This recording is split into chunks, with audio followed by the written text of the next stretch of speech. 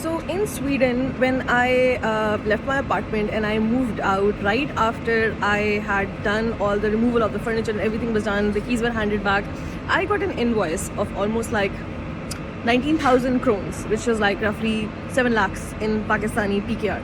And it was like a huge amount. And I'm like, what the hell has been happening as per what they're telling me are the damages in the invoice? Because when I saw the invoice, of course I had to translate it. It was all in Swedish, and I saw damage, damage, damage, and I'm like, can I see this damage? Because when I was leaving the apartment, I didn't see this damage.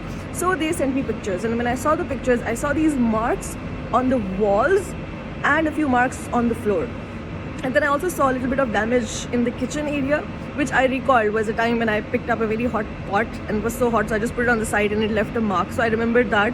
And a little bit of paint left on the window sill because I used to paint over there. So a little bit of acrylic that can just be scratched off, it's still there. And apparently they've given me an invoice of all these damages. I carefully studied the invoice and then I realized that something is not adding up over here. And being in a foreign country, being an immigrant, being someone who has extra needs or who clearly has, a different lifestyle than normal person living anywhere or doing anything, I had to reconsider a lot of things. Now it turns out that those marks on the wall and the floor were caused by my wheelchair. That cannot be constituted as damage as per the law, because the law in Sweden says, and pretty much in every other country, that the landlord is responsible for the normal wear and tear because that is the use of the apartment, right?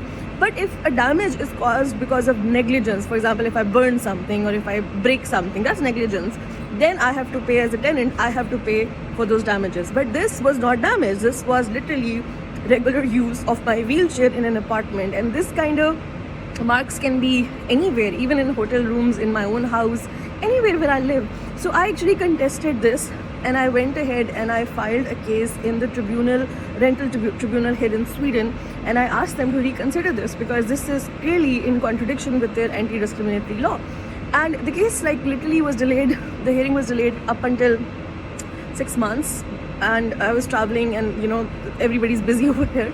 Finally the hearing happened yesterday, and it has to be one of the most thrilling experiences of my life. So yesterday was a hearing day and I got up, I got dressed up, and I'm like, I don't know what to expect, but I knew it's going to be like a court simulation kind of a thing. So I went ahead, reached on time. In fact, I reached 1 hour before. The other party had actual lawyers represent them, and here I am holding my 7-Eleven coffee with a winged eyeliner representing moi. And I'm like, Tanzila, you just have to state facts and not get emotional and not say anything that could drive sympathy or empathy towards you, because that's like the worst way to garner votes. You always have to win an argument with facts, especially if you have a disability, because then you bring a bad name to all disabled people that, oh god, these are just dramatic beings and emotional beings. We don't want that. So I went ahead and I said exactly what I said in my previous video, that these marks are a cause of my wheelchair use. And we went a bit back and forth. It was all in Swedish, so I had an interpreter who was not present in the room, so it was like voice of God kind of situation.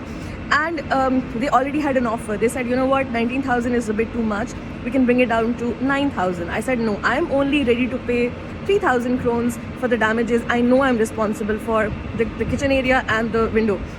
They're like back and forth. It's tense, it's getting very I don't know, but it's a very tense situation. And then finally the tribunal is like, okay, we have a proposal, but can you step out so we can discuss among ourselves? I'm like, fine. We go outside, and the lawyers still don't look at me and we don't interact, and that's a bit intimidating for me, but I'm like, who cares, I'm not here to make friends anyways. So my train is almost here, so I'm gonna rush, but I'm still gonna finish my story. So after a few minutes, there's like this announcement on speaker where they call for my name and they ask me to come inside, and we all go inside. It's super tense.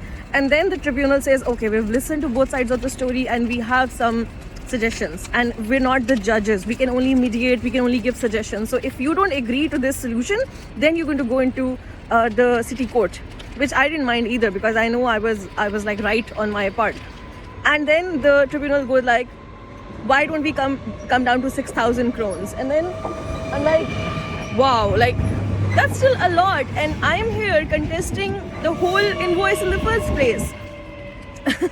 And then I think that's my train, so I'm gonna rush a little bit faster. Yeah.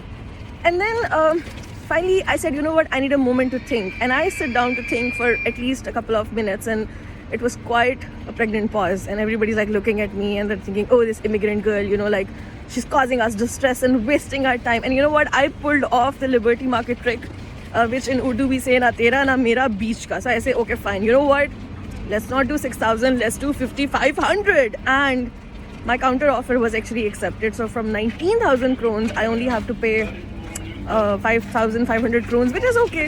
I think it's closer to what I was willing to pay anyways, which was like 3,000 something for the damages I had done. So this was an interesting experience, and I'm glad it came down well.